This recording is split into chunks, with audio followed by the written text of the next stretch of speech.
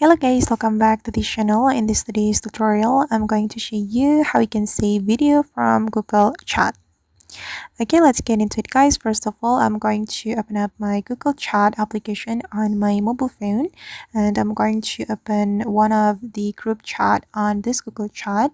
I'm just going to open this group chat, and as you can see, one of the group member has sent a video, and I'm going to save it to my device. If you want to save the video from the Google Chat, we can tap on the video like this, and then you can click on the three dots on the top right. Okay, click on the three dots and then tap on download, and the video will be downloaded. Okay, it's still loading. Okay, and now the video has been downloaded and the video has been saved to my gallery, and I'm going to open up my gallery, and then wait guys, I'm going to go to the download menu. Okay, and this is the video we have just saved from the Google Chat.